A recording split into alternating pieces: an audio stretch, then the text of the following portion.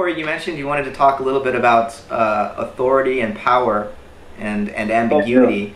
So if you want to sort of explain how you relate to those concepts, we could go from there. Yeah, I would like to say something on that. And it's that I think too often, and it comes from an overstressing of the continuities of humanity with the rest of nature. I think we are natural, and we're continuous with the rest of nature, but if we overstress that, we miss how we're also different. See, I mean, Gregory Bateson would say there's sometimes little differences that make a difference. And I think human life is a small difference, even if it's a tiny little difference, but it's a tiny little difference that has made a difference. And the difference is that we're fundamentally ambiguous beings in a way that other creatures aren't. And once we start to really deal with ambiguity and we start to recognize ambiguity for what it is, what we start to notice is that humans aren't just animals vying with one another for power. It's not like that at all. Right. Yeah. See, that makes it seem like it's a struggle in space. It's not. It's a struggle in time. Yeah. It's a struggle with the roots into which you've fallen, and it's a struggle into what was there as you emerged. And so the issue is humans don't want power, they want authority. They want authoritative disambiguation.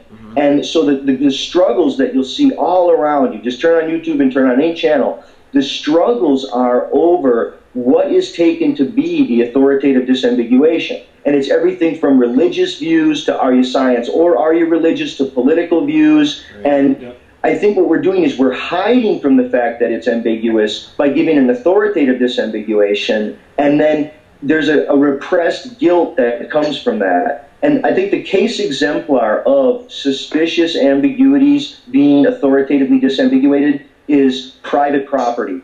The institution of private property and the inheritance laws are great examples of how ambiguous is this. So I can't go and camp somewhere because it's already been, quote, staked off by some person's great-grandfather, even though the person who owns it's never been there? Right. What? Who says? Now, you could say, well, the power here says it. No, there's some sort of authority that's institutionally backing that. Look at money. Money is another great example where it's not, you know, people bow down to money not because it gives a kind of power, and it does, but it also lends authority. People watch the way that authority is what people are after, not power. Because power without authority is suspect power, and people are going to come down on it. What people really want is authoritative power. Right. In other words, power that doesn't have to flex its muscles, that people just sort of listen to and respect, right? That's right. Yes. And so the argument is I already have the authoritative disambiguation. I make recourse to, quotes, the truth. Right. Corey, Donnelly Brown, who is actually a professor of political science, wrote the book Power versus Authority. And she defines power as the ability to influence the outcome of events. And she makes the distinction that authority is on the other hand, a subjective kind of take on it, where that's her kind of dichotomy. I mean, do you agree with her definition? Kind of. I think that's very right-minded. I think that makes sense. The distinction that I would make, and maybe she's either not. This is maybe an omission just from your quick blurb there, but it's that power has to do with exertion and manipulation and even persuasion in immediate space, but authority has to do with larger perceptions of was the exerted power just or not, appropriate or not. And see, what's appropriate, what's inappropriate. The problem of propriety is the problem of ambiguity. Right. Okay. So earlier you were talking about how power is more about vying for space or struggling for space, whereas authority seems to enter into this element of time. Yes. It seems that may be as ambiguous as the distinction between human beings and animals may be. Darwinian selection seems more like a struggle for space, right? Yes, yes. Cultural selection is not. Yes, that's exactly right. If you go to Norman O. Brown's book, Life Against Death, right, what he would say here is that, and this is a classic Freudian line, he says, the child becomes the father of the man. The child becomes the father of the man. And the notion is here is that reality for humans is always multi-generational, in that you fall into a world, you don't know what the heck is going on, you go, what the heck's going on? People who are already there, they tell you, and in an authoritative way, you buy into the cultural worldview. That's the authoritative disambiguation. You buy into your culture, you become ethnocentric, you think those other people in the other cultures who eat dog are somehow strange and weird, and then you rationalize your sense that they're weird by hiding the fact that you have a guilt over the fact that you might be wrong, and hence the scapegoat comes out. Right. There's repressed scapegoating from people who can't realize that they've succumbed to authoritative disambiguation. Right. And I don't know how to get at that, man. I do think this question of how are humans different. Humans, and this is Alfred Korzybski's term, right? Humans are time binders rather than space binders. They have to fall into society in order to naturally become themselves.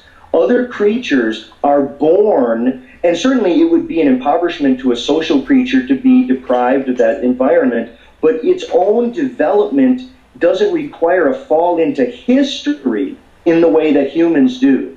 If you don't fall into history, you don't become fully what we mean by human in a way that other creatures become fully themselves simply by accumulated memory and ontogenetic development with interaction in their environment. I see. So I take it that you wouldn't be a fan, Corey, of E.O. Wilson's sociobiology or someone like Steven Pinker's approach to evolutionary biology. Do you think that they're kind of trying to collapse the difference between human culture and the natural world, and that they're sort of... I think Pinker is much less scary than Wilson. Yeah. I said, at several points, Wilson says things that... It's interesting to me, and people want to see some of my other videos, you can check out some of the things I've said on Wilson there. I think, to me, the issue on Wilson is, or the question should be, what will people do once they've become individuated from the collective, once science tells them what the collective good is? I think it's sort of like the Humpty Dumpty problem. Now that you've broken the individual away from the collective, people aren't necessarily willing to do what is in the collective interest. I mean, I'm not going to go on to examples about euthanasia, abortion, drug laws, whatnot, and this, that, but we could go on at length about how the social good and the private good have now been severed, largely through literacy and money, and as a result of that, people, even if they hear what's scientifically persuasive about what the public good is, they still say, hell, I still want to be able to do what my own thing is, right. And if I want to eat too much at the buffet and eat crappy food, well, who are you to tell me what I can do? I want to turn up the music really loud and wreck my hearing. Right. Yeah, that gets into that whole, the freedom, our personal freedoms, living amongst other people in a community. Right. And as the world shrinks, do our personal freedoms shrink with that? Does our responsibility grow? What's the quote is, you're free to swing your hand as far as you want until you slap someone in the face. And as the world grows, it's going to be harder and harder not to do that. What's your reflection on this? People that want absolute freedom, but they want to live in a community with all these rules, and they like being protected with police, or they like that people aren't shooting everybody or doing whatever they want whenever they want. They like that they can sleep and not have someone blasting. How do you strike that balance, right? As the world is growing, what do you see?